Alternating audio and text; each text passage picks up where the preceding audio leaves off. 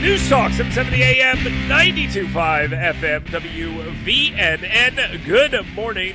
Thank you very much for being here. Our guest this morning, Mike Durant.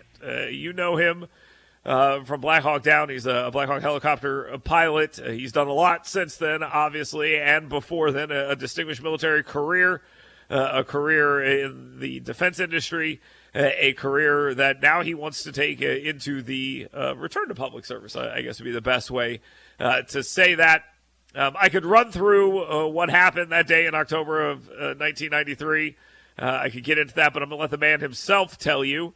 Mike Durant is here with us. He's running for United States Senate. He announced yesterday. You'll see TV and radio ads about this race, yet another person into the field. We'll talk about his bio. We'll talk about why he got into the race. We'll talk about what he wants to see. And then we're going to talk about how he's going to win. I mean, there's a lot of different things that need to be discussed there.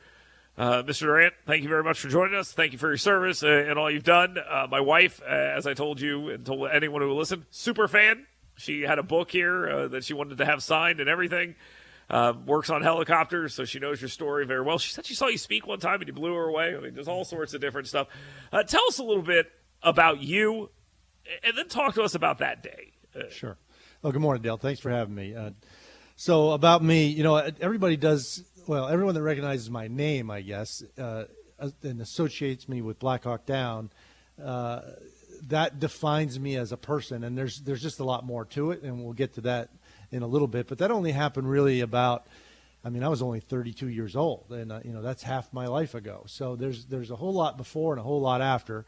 But in terms of that event, because it got global attention. I mean, I've traveled in Europe, and people come up to me and have me sign books. It was a big news story, and I'm proud of what we did there. But for those who don't remember, this was a mission in Somalia. We were a special operations force that was there to capture terrorists. We weren't calling them terrorists at the time, but they were associated with Al-Qaeda. They were doing terrorist things, and our mission was to capture them and bring them to justice.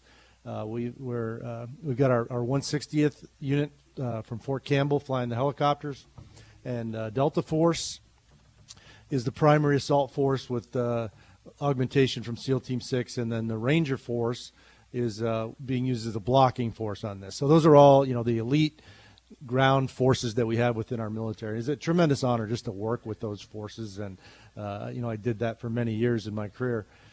We'd done 6 missions prior. They were all pretty successful, a few day missions, a few night missions. We captured close to 30 people, I think, turned them all in. They were all being tried or held for trial for their war crimes and really the crimes against their own people. That's the thing about these terrorists, is that they don't really care anything about anything other than their own ideology, and they will kill or take whatever is required to further that ideology. So, there's great satisfaction as a military person going after these type of people, because no one disagrees. These are bad people. They need to be neutralized, and that's what our job was. So on October 3rd, we launched. We knew this was going to be a tricky one. It was daytime. There were multiple other risk factors involved. I was a flight leader, so I was in the Joint Operations Center when we made the final decision to go. It wasn't mine to make, but I was there, and I don't disagree. It was acceptable. Now today, you look back. We lost 5 aircraft, 18 Americans, 70 some odd wounded. Was it worth it? You can argue that all day long. But in the moment, it seemed a reasonable level of risk to take, and we did. The mission ends up lasting about 18 hours. I mean, I get shot down fairly early on, but it got very complicated, and largely because our political leaders didn't provide the ground force commander with the resources needed to do the job. And this repeats itself in our history time and time again, where you've got second guessing going on at the political level, not resourcing commanders on the ground, not resourcing troops in harm's way, and it really ties their hands and limits their ability to execute their mission. And once we're in, we got to be in. If we don't want to commit to something, then don't commit. But once we commit, we have to be all in. And, in this case, we had asked for an aircraft carrier. We didn't get it. We had asked for AC-130s. We didn't get it. We had asked for armored vehicles. We didn't get it. We had asked for counter-battery fire to neutralize the mortar threat. We didn't get it.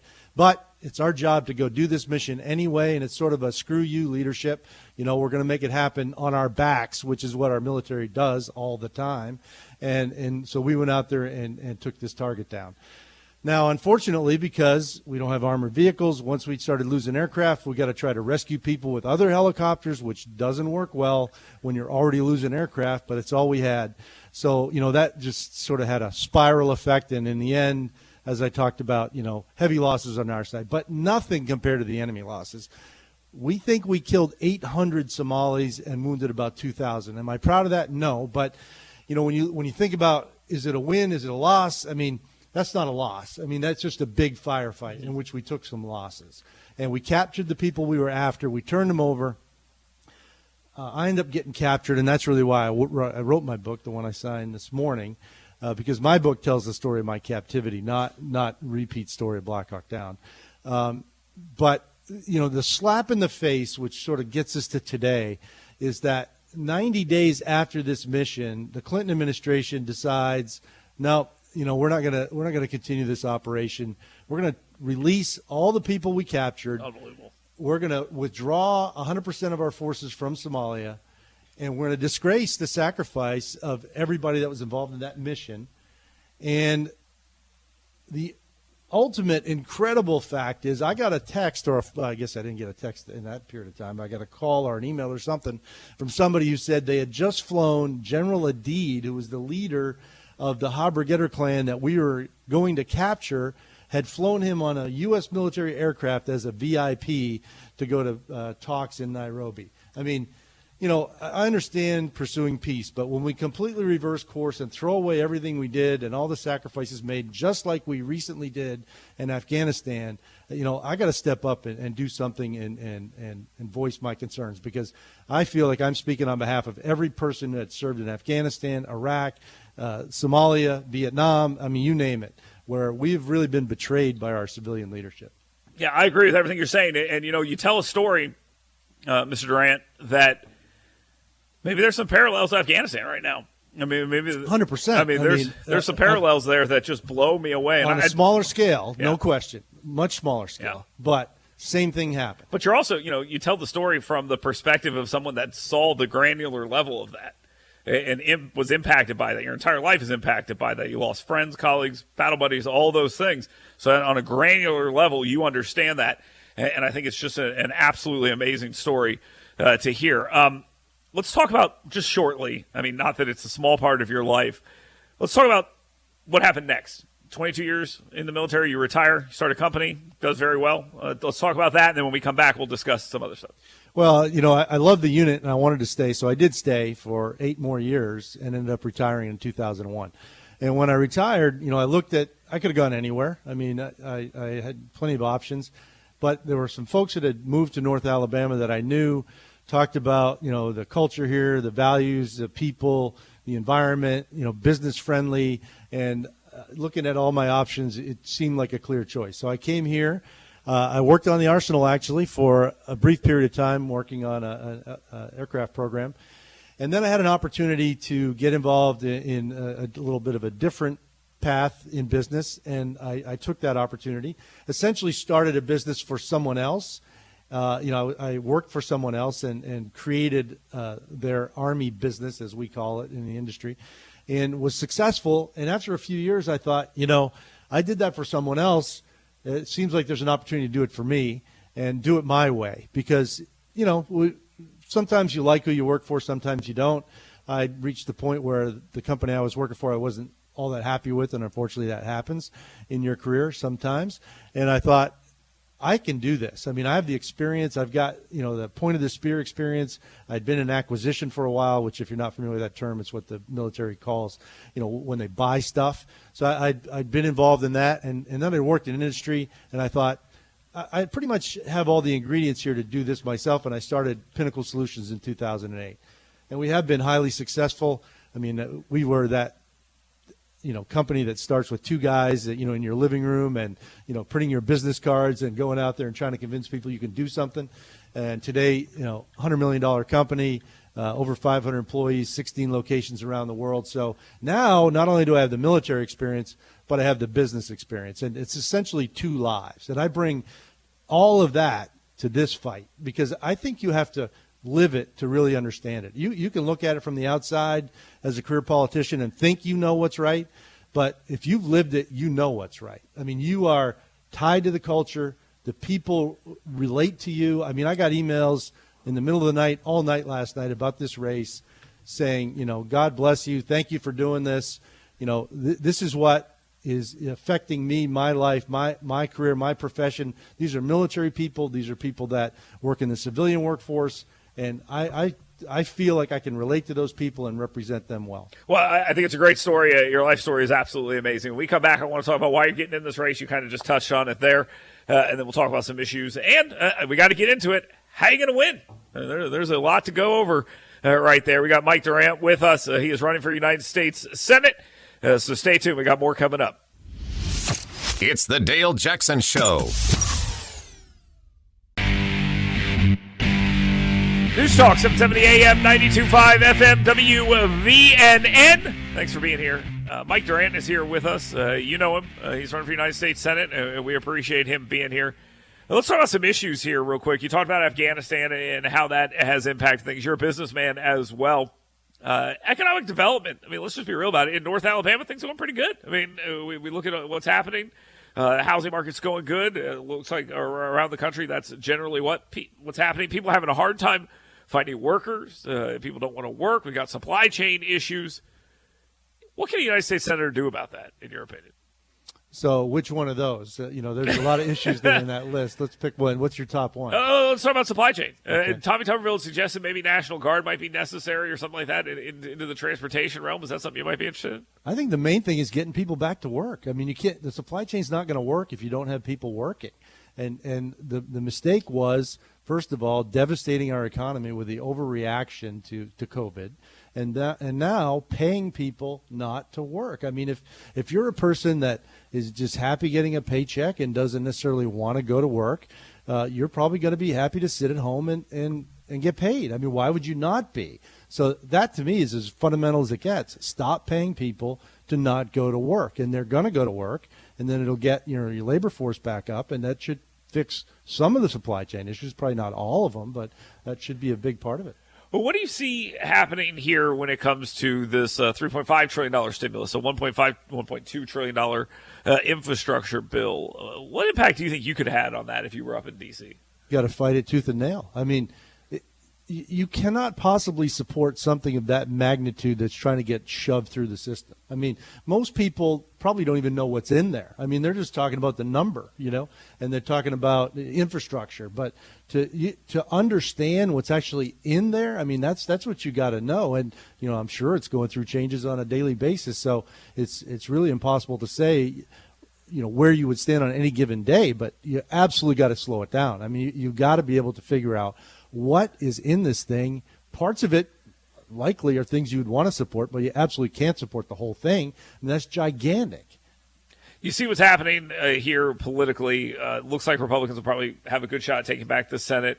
Obviously, I don't think this seat is at any risk of falling to Democrats. Stopping Biden will become a big part from 2022 to 2024. What kind of role could you play there? Well, he's helping us a lot, I can tell you that. I mean, there's not a single thing he's done that I am aware of that I agree with. Honestly, that is not an exaggeration. I'm part of why I'm in the race. I'm just upset about the vaccine mandates. I'm upset about his handling of Afghanistan, the southern border, the labor issue we just talked about. I mean, there's nothing he's doing that's right for America. And I think that, makes him I don't want to call it an easy target, because when you start getting overconfident, you get complacent. If you think about why Doug Jones got elected, I would argue that's probably why. People got a little complacent. They thought it would never happen. But, he's certainly given us plenty of material to keep him from re-election or anyone, on that side of the political system from getting in. All right, we got a few minutes left here. Let's talk about the horse race aspect of this. Everybody wants to have the horse race. We saw some polls yesterday, 55 to 13, Brooks over Britt. If you factor the Trump endorsement in, it jumps from 72 to 13. Seems like an insurmountable lead. You're jumping in the race later than everyone else. What do you see that some people, including myself, are missing? Well, I mean, polls are polls. When Mo ran for this for the Senate seat in 2017, he was polled out front, and he ended up coming in third. The person who had President Trump's endorsement didn't win either in the primary or in the general. So, it's just data. And when that poll was taken, I wasn't in the race. There's also a lot of undecideds. Sure. There's 25, 30% that haven't made up their mind. Those are winnable. And I think a Trump Republican like I am, more conservative than either Katie or Mo, America First agenda, which I have. It's not fake for me. It is who I am. It's what I believe. I'm not saying it to win your vote. I'm saying it because it's what I represent. I think those votes are there to be taken. We have put it in military terms, we have a ground campaign and an air campaign that we're launching. Radio and TV are going live today. We're doing shows like this. We're getting the word out so that my name starts to become well known by people. And my job between now and the primary is to make people understand what I stand for. I'll earn their votes, and I am who I am. I am not a career politician. If you want a career politician, then cast your vote somewhere else. What you're going to get with me is the real deal that will represent you the way you want to be represented. When we talk about this, you've been a businessman in North Alabama for a long time. Mo Brooks has been a congressman up here for a very long time. What would you do different than what Congressman Brooks has done? Well, first of all, I would recognize the fact that this is not meant to be a lifelong occupation. It was intended to be something you got in, spent a reasonable amount of time doing. I mean, everyone I have talked to agrees there should be term limits. He's well beyond that, no matter how you define term limits. There's a lot of comments that I've seen on his political career that pretty much focus on it's time for him to go. That would be the first thing. And then be consistent. I mean, he changes horses every day. I mean, he was against President Trump strongly, and now, all of a sudden, he's pro-President Trump only because it advances his political agenda, not because that's what he believes. If you look at me, I'm telling you what I believe, and it's not going to change in 6 months because it's right, and it's what Alabamians want and what they think. So you've got to come in second in a primary. You've got to get Mo Brooks below 50% in order to get into that primary. Do you think that your entry into the race, you would be trying to get into the race if you didn't think that was going to happen? Do you see yourself as the number 2 in this race? No, I see myself as number 1, but number 2 would be the low bar. But absolutely, I mean, there's no question. If anyone gets to 50%, it'll be me. Mo is not going to get to 50%. And I realize we get election fatigue, and it's unfortunate you got to go through it. I don't have election fatigue. I love elections. You eat it up, please. I can tell. But you better buy some more monsters. But it's. That's just the reality. That's the way it's going to play out. So you're in this race. If you could summarize your pitch in 1 minute to this audience, why Mike Durant? Why now? Here's your chance. Go ahead. All right. I'm America First, 100%. I understand what's right for Alabama. I am pro-Trump. I support his policies. America First tax cuts, America First foreign policy, America First trade deals. I think the Supreme Court justices that were put in place under his administration were 100% on target. Those are all the things that I represent, and I will carry that forward and fight for Alabama at the national level. And it would be an honor to serve. This isn't about me. It isn't about my career. It's about serving the people of Alabama. All right, there we go. Mike Durant, thank you very much for joining us here today. We look forward to talking to you on the issues of the day as this thing moves forward. My advice to anyone in a political campaign is the same. Respond to everything. I mean, be out there and talk about everything that's going on, and that way people know where you stand on basically every issue as it's happening throughout the day. We look forward to talking to you. The phone lines are always open for you if you want to come on and have a conversation with us. Thank you very much for being here, and thank you for your service. Thank you. It was a pleasure. This is the Dale Jackson Show.